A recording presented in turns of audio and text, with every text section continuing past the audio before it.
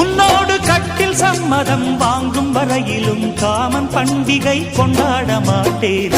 காதல் இல்லாதது ஒரு வாழ்க்கையாகுமா? கண்கள் இல்லாமலே ஒரு காட்சி தோன்றுமா?